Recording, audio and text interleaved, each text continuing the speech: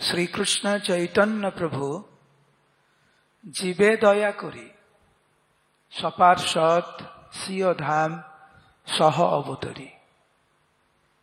পরম করুণাময় মহাবদান্য অবতার জীবদেরকে উদ্ধার করার জন্য সপার্ষদ এবং সিও ধাম সহ অবতীর্ণ হলেন এই ভৌতিক সংসারে।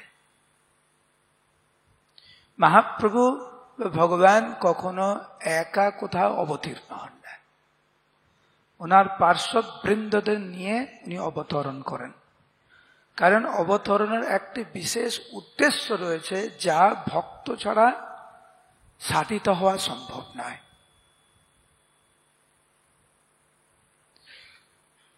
ভগবান আবির্ভূত হলেন কিন্তু ভক্ত আবির্ভূত হলেন না, তাহলে ভগবানকে পরিচিতি প্রদান কে করবে? চিনাবে কে? কৃষ্ণ নাম প্রচার করবে কে?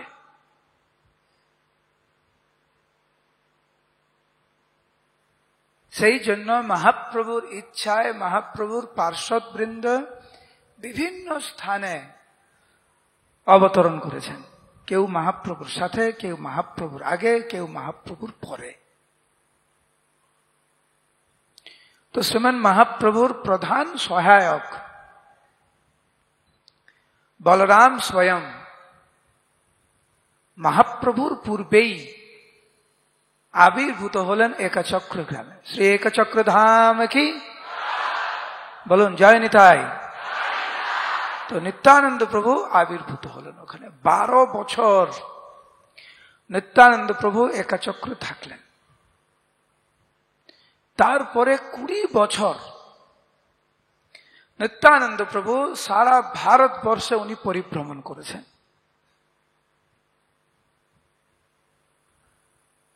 সারা ভারতবর্ষ পরিভ্রমণ করে নিত্যানন্দ প্রভু আসলেন বৃন্দাবন ধামে। তো বৃন্দাবন ধামে এসে কৃষ্ণ প্রেমে পাগল হয়ে উনি কৃষ্ণকে খুঁজছেন বলরামের ভাব ধারণ করে। এবং কিভাবে বলরাম নিত্যানন্দ প্রভু রূপে অবতীর্ণ হয়ে বৃন্দাবন ধামে কিভাবে ক্রন্দন করেছিলেন, কৃষ্ণকে খুঁজেছিলেন। কানাই কানাই কানাই, কিন্তু কানাই উত্তর দিচ্ছে না। নিত্যানন্দ প্রভুর এই ক্রন্দন দেখে পাথরও গলে গেল।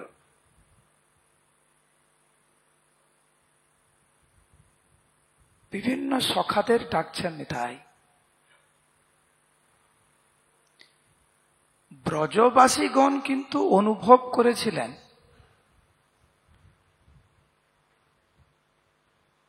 যাকে আমরা দর্শন করছি এ নিশ্চিত রূপে সাক্ষাৎ ভগবান।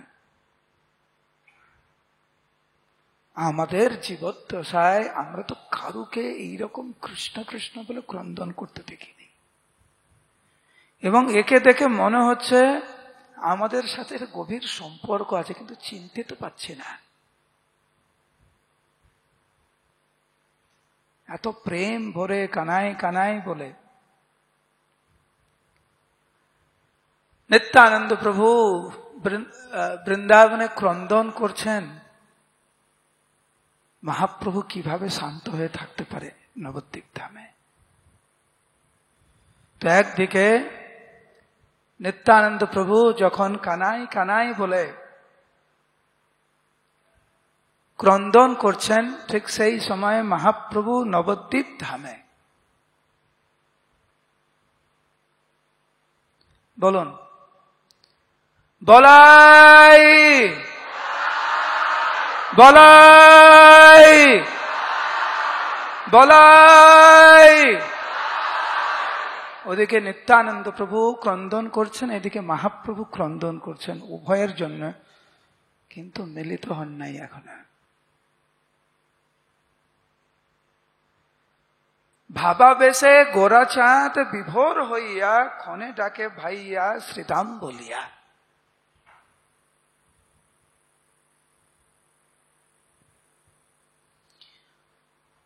নিত্যানন্দ প্রভু উনি চিন্তা করছেন, আমার ছোট ভাই আমাকে ভুলে গেল, এ তো বৃন্দাবন ধাম। আমি যখনই আমার প্রাণ কানাইকে ডেকেছি তখনই আমার ছোট ভাই আমার সামনে উপস্থিত হয়েছে, কিন্তু এখন কেন আসছে না? তাহলে কি উনি অন্য লীলাতে ব্যস্ত? আচ্ছা, আমি আমার সখাদের ডাকি তো, দেখি ওরা সাড়া দেয় কেন, সাড়া দেয় কিনা। নিত্যানন্দ প্রভু কিছুক্ষণের জন্য ভুলেই গেছেন যে এটা কলিযুগ। উনি ভাবছেন একটু দাপুর যুগ বৃন্দাবনে, আমি তো বৃন্দাবনে এসে আমার ভাই কোথায়?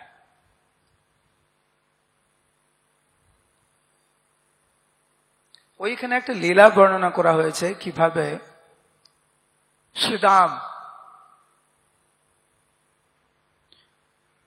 যখন কৃষ্ণকে দর্শন করতে পারলেন না, কৃষ্ণ তো চলে গেলেন মথুরাতে,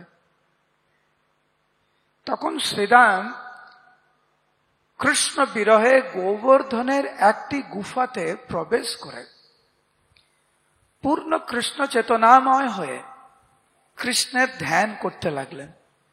শ্রীদাম যখন গোবর্ধনের গুফাতে বসে ধ্যান করতে লাগলেন, উনি সাক্ষাৎ কৃষ্ণকে দর্শন করতে লাগলেন। শ্রীদাম যখন কৃষ্ণকে দর্শন করতে লাগলেন তো স্বাভাবিকভাবে কৃষ্ণ বিরহ নেই, সাক্ষাৎ কৃষ্ণকে দর্শন করছে উনার ধ্যানে। এই দিকে যে কখন যে দাপর যুগ শেষ হয়ে গেছে, কখন যে কলিযুগ শুরু হয়ে গেছে, শ্রীদামের কোনো খেয়াল নাই। কৃষ্ণ লীলাতে প্রবেশ করেছে এবং অনেক হাজার হাজার বছর চলে গেছে। হঠাৎ করে উনার নাম কেউ ডাকছে, কোনো আপনজন উনাকে ডাকছেন, উনি সেটা শ্রবণ করতে পারলেন এত বছর পর, হাজার হাজার বছর পরে। কারণ নিত্যানন্দ প্রভু যখন কৃষ্ণকে খুঁজে পেলেন না, কৃষ্ণ উনার ডাক শুনল না, তখন নিত্যানন্দ প্রভু শ্রীদামকে ডাকতে লাগলেন। শ্রীদাম হচ্ছে ভগবান কৃষ্ণ এবং নিত্যানন্দ প্রভু বা বলরামের উভয়েরই অত্যন্ত ঘনিষ্ঠ সখা, প্রিয় নর্মদা সখা। সেই জন্য নিত্যানন্দ প্রভু শ্রীদামকে ডাকতে লাগলেন। উচ্চস্বরে আপনারাও ডাকবেন, বলুন শ্রীদাম শ্রীদাম শ্রীদাম শ্রীদাম। হাজার হাজার বছর পরে শ্রীদামের ধ্যান ভঙ্গ,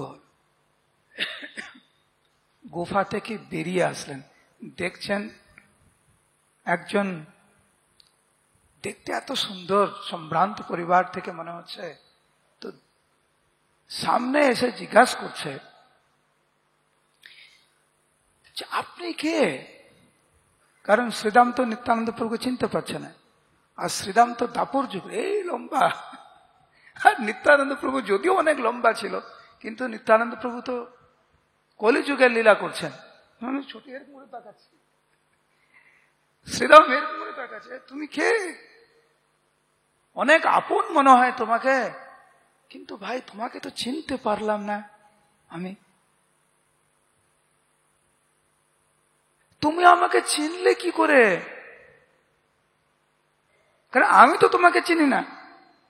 আমি গুফার মধ্যে ধ্যান করলাম, কিন্তু তোমার শব্দতে জাদু আছে।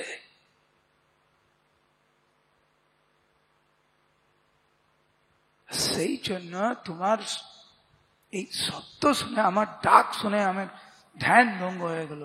তুমি দয়া করে বলো, তুমি সাধারণ কেউ নয়, নিশ্চিত রূপে। তো নিত্যানন্দ প্রভু তখন বলছে, শ্রীদাম আমাকে চিনতে পারছো না? আমি তো বলাই বলাই বলাই কি এরকম দেখতে না? তোমার গায়ের রং পাল্টালো কেন? আর তোমার সিংহা কোথায়, তোমার চূড়া কোথায়? তুমি এরকম সন্ন্যাসের বেশ কেন?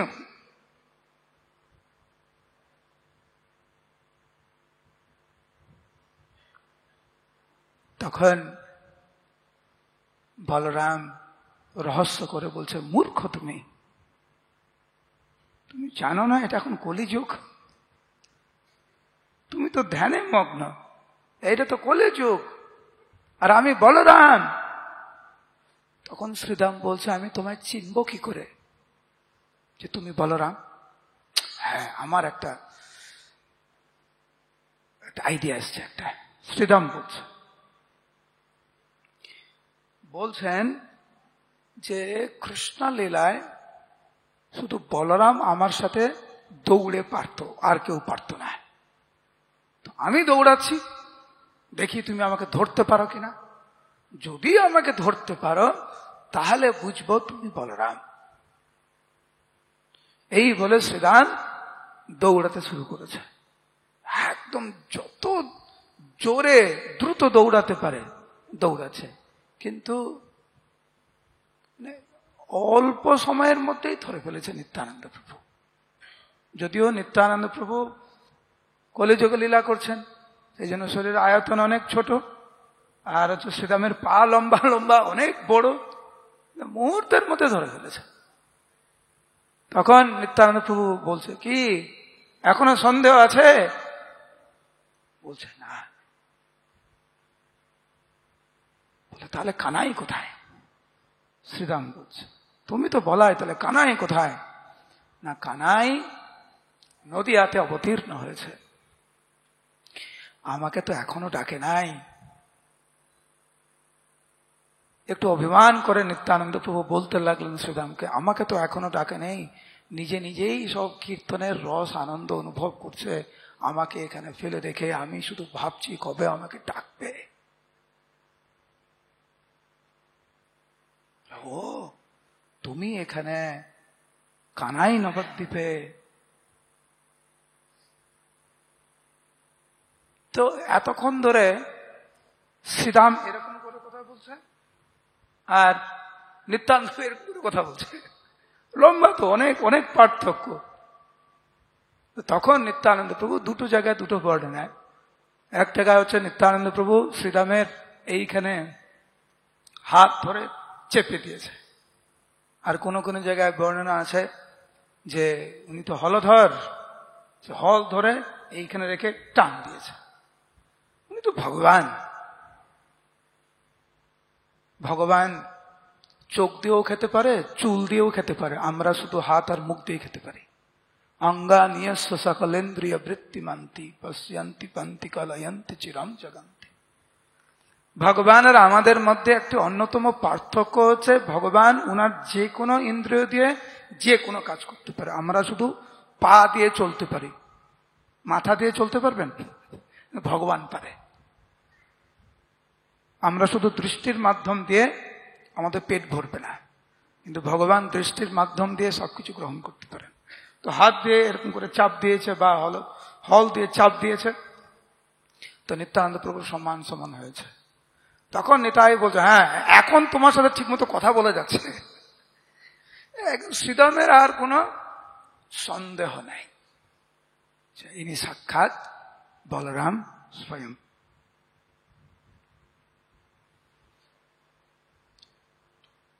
মহাপ্রভু তো অন্তর্যামী, সব জানে উনি যে নিত্যানন্দ এবং আমার মিলনের সময় হয়েছে। মহাপ্রভু উনার ইচ্ছা শক্তির মাধ্যমে নিত্যানন্দ প্রভুকে আকর্ষণ করলেন নবদ্বীপ ধামে। নিত্যানন্দ প্রভু বুঝতে পারলেন যে এখন আমার প্রভু আমাকে ডাকছে, আমার যাওয়া উচিত। এই বলে গৌর প্রেমে পাগল হলেন নিতাই। এবং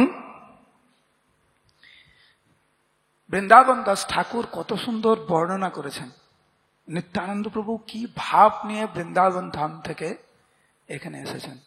হরে কৃষ্ণ বলুন, হরে কৃষ্ণ, হরে কৃষ্ণ। সবাই উচ্চস্বরে বলুন।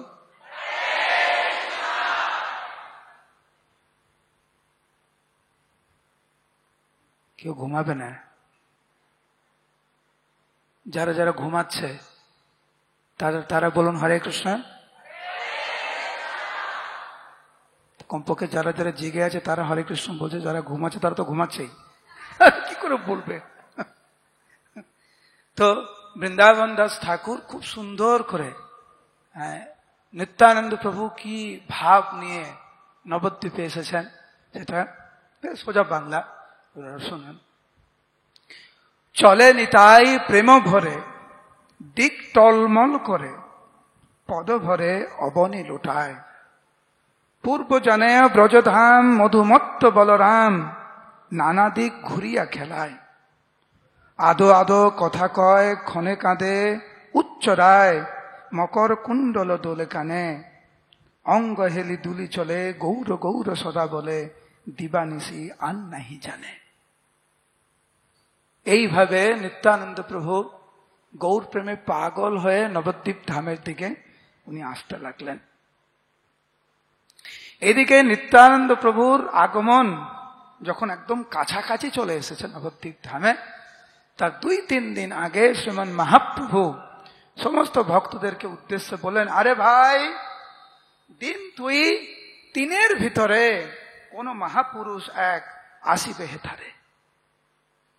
নিত্যানন্দ প্রভুর আগমন ভবিষ্যৎবাণী মহাপ্রভু প্রকাশ করলেন সমস্ত ভক্তদের কাছে।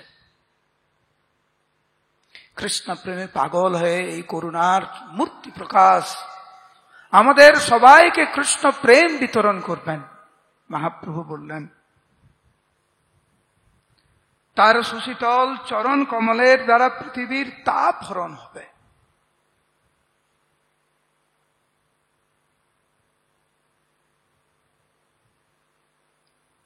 এইভাবে মহাপ্রভু ভবিষ্যৎবাণী করলেন। নিত্যানন্দ প্রভু নবদ্বীপ ধামে প্রবেশ করে নন্দন আচার্যের গৃহে গেলেন, যেখানে আপনারা আজকের যাবেন। গৌড়ীয় বৈষ্ণবদের ইতিহাসের অন্যতম দিব্য তীর্থস্থান হচ্ছে এই নন্দন আচার্যের গৃহ, যেখানে নবদ্বীপ ধামে এসে নিত্যানন্দ প্রভু ওই নন্দন আচার্যের গৃহে উনি যখন প্রবেশ করলেন, নন্দন আচার্য তো আগে থেকে চিনে না ওনাকে। হঠাৎ করে নন্দন আচার্য দেখছেন যে এক দিব্য পুরুষ, দেখি মহাতেজ রাশি যেন সূর্য সমান, দিব্য তেজ নিত্যানন্দ প্রভুর, মহা অবধূত বেশ, প্রকাণ্ড শরীর, নিরবধি গতিস্থান, দেখি মহাধীর।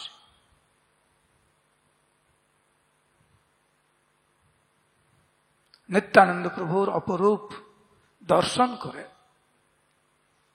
উনি বুঝতে পারলেন যে ইনি একজন মহাপুরুষ। ওনাকে সেবা যত্ন করলেন, প্রসাদ পাওয়ালেন। তো নিত্যানন্দ প্রভু ওইখানে থাকলেন উনি। এদিকে মহাপ্রভু নিত্যানন্দ প্রভু যেদিনকার এসেছেন, সেই দিনকার সকালবেলা সমস্ত ভক্তরা সমবেত হয়েছে মহাপ্রভুর সাথে। মহাপ্রভু উনি বলছেন যে কালকে রাত্রিবেলা আমি এক অদ্ভুত স্বপ্ন দেখেছি, যে এক দিব্য রথে একজন দিব্য পুরুষ আমার বাড়ির সামনে এসে আমাকে বারবার জিজ্ঞাসা করছে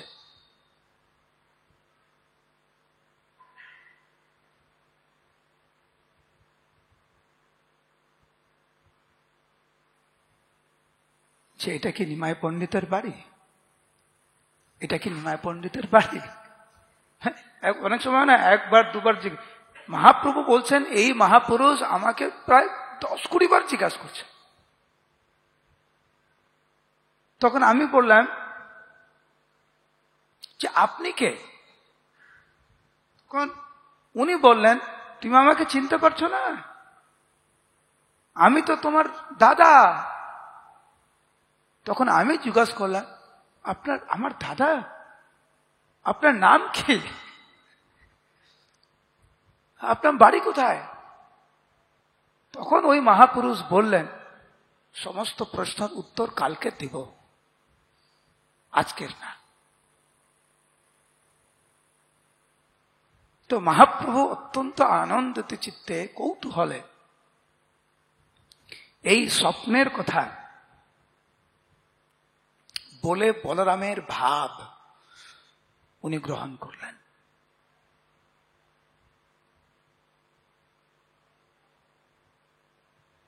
বলরাম এক ধরনের পানীয় গ্রহণ করেন, যার নাম হচ্ছে বারুণী। খেয়েছেন আপনারা কখনো? বারুণী খেয়েছেন? বলরাম জয়ন্তীতে বারুণী খাননি? তো বারুণী হচ্ছে অনেক মধু, অনেক মিষ্টি টিষ্টি দিয়ে তৈরি করে। আমাদের ওই গুরুকুলের বারুণী খাওয়ায় ঝোলনের শেষের দিনে। আমি খেয়েছি, অনেক মিষ্টি। ওটা নিত্যানন্দ প্রভু পান করেন। তো ওই ভাব নিয়ে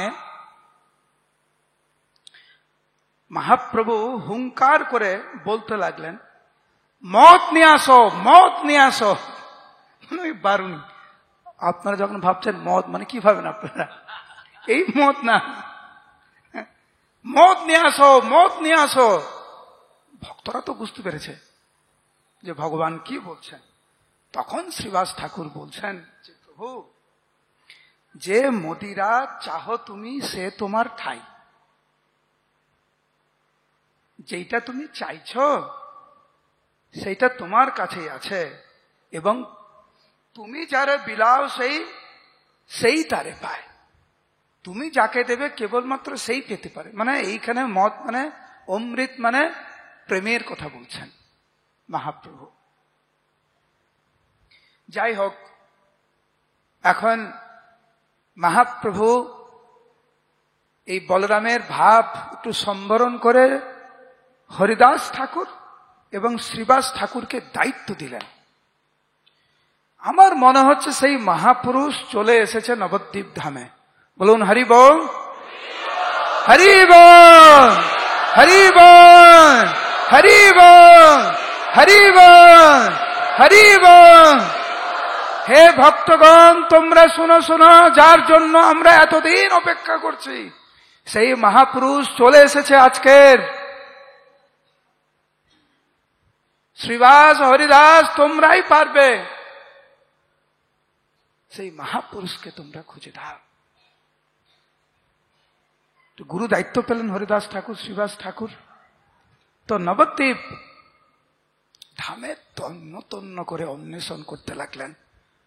প্রথমে কার বাড়ি গেলেন? আমাদের শ্রীবাস ঠাকুর এবং হরিদাস ঠাকুর সমস্ত বৈষ্ণবদের বাড়িতে গিয়েছেন। কেন? উনারা ভেবেছেন মহাপুরুষ নিশ্চিত রূপে বৈষ্ণবদের বাড়িতে গিয়েছেন। কিন্তু তন্ন তন্ন করে খুঁজলেন, কোথাও পেলেন না। আর মহাপ্রভুর ইচ্ছায় এই দুইজন সবার বাড়িতে গিয়েছে, কিন্তু নন্দন আচার্যের বাড়িতে যায়নি। ভগবানের ইচ্ছা, সবার বাড়িতে গিয়েছে, ওনার বাড়িতে যায়নি, বৈষ্ণবদের বাড়িতে যায়নি। তখন নবদ্বীপে অনেক সন্ন্যাসী ছিল যারা বৈষ্ণব না, হয় না, মায়াবাদী সন্ন্যাসী, অন্য সম্প্রদায়ের সন্ন্যাসী, তখন তাদের বাড়িতে গিয়েছে। তো প্রথমে বৈষ্ণবদের বাড়ি, তারপরে সন্ন্যাসীদের বাড়ি, তারপরে সমস্ত গৃহস্থদের বাড়ি। এখন বৈষ্ণবদের বাড়িতে নেই, সন্ন্যাসের বাড়িতে নেই, গৃহস্থের বাড়িতে নেই, বাকি থাকলো পাষণ্ডিতের বাড়িতে। কখনো কখনো মহাপুরুষরা এরকম লীলা করে পাষণ্ডির বাড়িতে চলে যায়। ভাবছে পাষণ্ডিতের বাড়িতে আছে হয়তো। তো যারা যারা ওই সময় নবদ্বীপের পাষণ্ডী ছিল তার বাড়িতে গিয়ে খুঁজেছে, পায়নি। তারা মহাপ্রভুর কাছে এসেছেন নিরাশ হয়ে, যে প্রভু আপনি আমাদেরকে একটা সেবা দিলেন, তন্ন তন্ন করে খুঁজলাম, কোথাও পেলাম না। তখন মহাপ্রভু বললেন, তোমরা তো তাকে পাবে না। সে যতক্ষণ না নিজেকে প্রকাশ করছে, বা আমি যতক্ষণ না প্রকাশ করছি তাকে, তোমরা তো তাকে পাবে না, চলো আমার সাথে। সমস্ত ভক্তদেরকে নিয়ে মহা ধুমধামে সংকীর্তন করতে করতে মহাপ্রভু আসলেন চন্দ্রশেখর আচার্যের বাড়িতে। এবং মহাপ্রভু যখন নন্দনাচার্যের বাড়িতে প্রবেশ করলেন, নন্দনাচার্য এসে কিন্তু মহাপ্রভুকে আরাধনা করেছেন, কিন্তু মহাপ্রভু অন্য কোথাও মন নেই আজকের। উনি তো এক বিশেষ উদ্দেশ্যে এসেছেন। উনি দেখছেন বসিয়া আছেন এক পুরুষ রতন, সবে দেখিলেন যেন কোটি সূর্য সন। মহাপ্রভু যখন আসলেন এবং দেখলেন এক দিব্য পুরুষ ধ্যানে মগ্ন, কিরকম জ্যোতি, কোটি সূর্য সমান।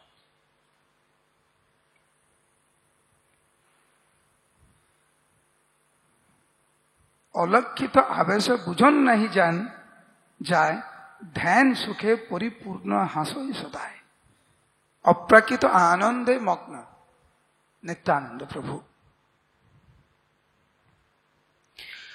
নিত্যানন্দ প্রভু চোখ খুলেছে, মহাপ্রভুকে দর্শন করছে।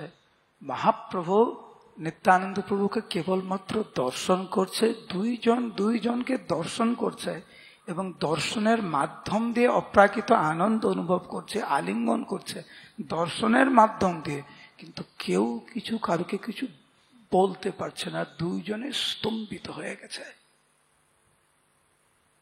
দুইজনে প্রেমে আপ্লুত, সেই জন্য কিচ্ছু বলতে পারছে না। এবং নিত্যানন্দ প্রভু বুঝতে পারলেন যে আমার আরাধ্য ভগবান সাক্ষাৎ আমার সামনে, এবং কৃষ্ণও ভাবছেন যে আমার প্রভু আমার সামনে, কিন্তু কেউ কিচ্ছু বলতে পারছে না।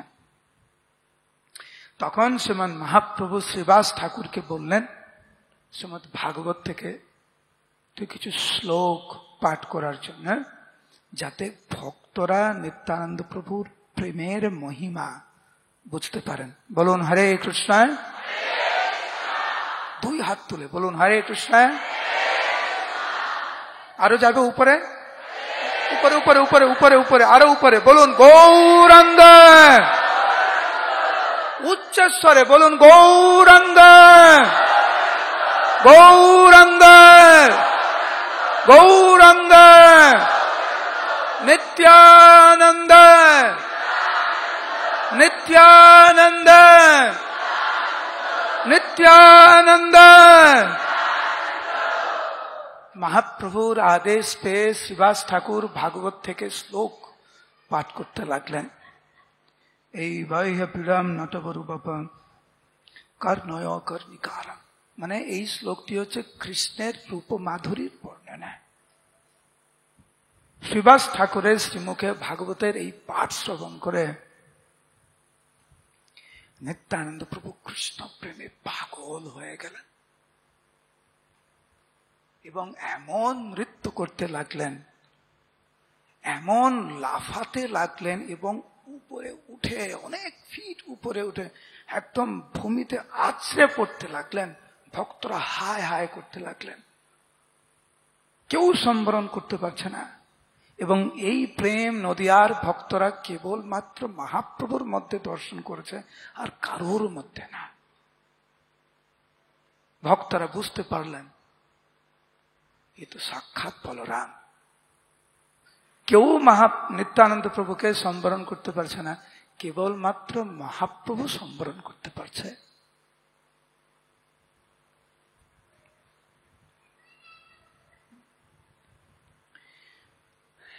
যখন মহাপ্রভু দেখছেন নিত্যানন্দ প্রভু কৃষ্ণ প্রেমে পূর্ণরূপে পাগল হয়ে গেছেন, আর কেউ সম্বরণ করতে পারছেন না, বিশ্বম্ভর ক্রোড়ে মাত্র গেলা নিত্যানন্দ, সমরপ্রিয়া প্রাণ টানে হইল নিষ্পন্দ। তৎক্ষণাৎ মহাপ্রভু নিত্যানন্দ প্রভুকে কোলে বসালেন। আর মহাপ্রভু যখন নিত্যানন্দ প্রভুকে কোলে বসালেন, তখন নিত্যানন্দ প্রভু মহাপ্রভুর স্পর্শ পেয়ে, আশ্রয় পেয়ে পুরো একদম শান্ত হয়ে গেলেন। আর গদাধর পণ্ডিত তখন হাসতে লাগলেন। কেন হাসতে লাগলেন? কারণ সব সময় ভগবান অনন্ত শেষের উপরে শায়িত হন। বলরামের প্রকাশ অনন্ত শেষ, অনন্ত শেষের উপরে ভগবান শায়িত হন। আজকের হয়ে গেছে উল্টো, সব সময় নিত্যানন্দ প্রভুর কোলে ভগবান থাকেন, আজকের মহাপ্রভুর কোলে নিতাই। সেই জন্য বিপরীত দেখি মনে হাসে গদাধর।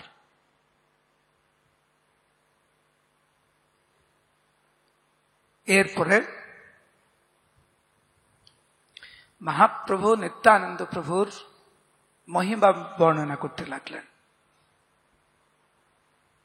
যে তুমি সাক্ষাৎ ভগবান, ভগবান না হলে এইভাবে ক্রন্দন করা যায় না, এইভাবে কীর্তনে নৃত্য করা যায় না, এইভাবে ভগবানকে ডাকা যায় না, এইভাবে প্রেমের প্রকাশ করা যায় না। তুমি সাক্ষাৎ ভগবান নিশ্চিত রূপে। নিত্যানন্দ প্রভুকে এইভাবে মহাপ্রভু বন্দনা করছেন। তারপরে বলছে, আচ্ছা প্রথমে বলছে ভগবান, ঠিক আছে, ভগবান বলার পরে মহাপ্রভু বলছেন, আচ্ছা আপনি কোথা থেকে এসছেন? আপনি তো ভগবান, আপনি কোথা থেকে এসছেন? তখন নিত্যানন্দ প্রভু বলতে লাগলেন যে কিভাবে উনি সারা ভারতবর্ষ উনি পরিভ্রমণ করেছেন, সব জায়গায় কৃষ্ণকে তন্ন তন্ন করে খুঁজেছেন, বিভিন্ন মন্দিরে গিয়েছেন, মন্দির দেখেননি কিন্তু মন্দির দেখেছে কিন্তু কৃষ্ণকে খুঁজে পায়নি। তখন কিছু ভক্তরা আমাকে বলল যে কৃষ্ণ নাকি গৌর রূপে অবতীর্ণ হয়েছেন নদিয়াতে। সেই আমার মহাপ্রভুকে, আমার কৃষ্ণকে আমি খুঁজতে খুঁজতে আমি এখানে এসেছি। তো এটা বলার মাধ্যমে নিত্যানন্দ প্রভু প্রকাশ করলেন প্রকৃত ভগবান হচ্ছে তুমি, আর আমি তোমার দাস।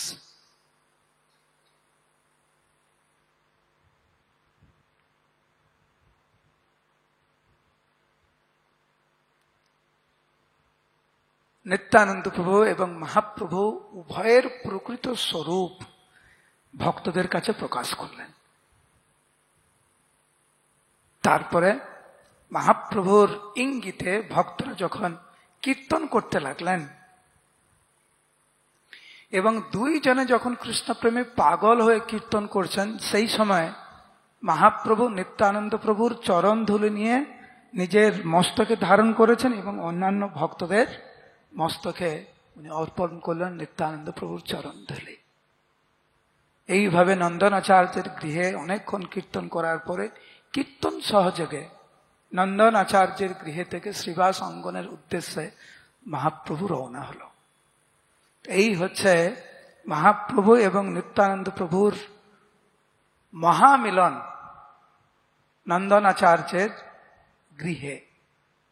তো আজকের আপনারা ওখানে যাবেন, যখন ওখানে যাবেন এই লীলা আপনারা স্মরণ করতে পারেন এবং এই দিব্য স্থানের যাওয়ার যে পরম সৌভাগ্য আপনাদের হয়েছে তার পূর্ণরূপে সদ্ব্যবহার করতেন।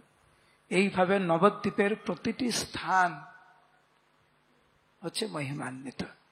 প্রত্যেকটি স্থান নবদ্বীপের হচ্ছে সেই সমস্ত স্থান যেখানে মহাপ্রভু ওনার নিত্য পার্শ্বদের নিয়ে নিত্য লীলা করেন। হরে কৃষ্ণ কৃষ্ণ কৃষ্ণ হরে হরে, হরে রাম রাম রাম হরে হরে।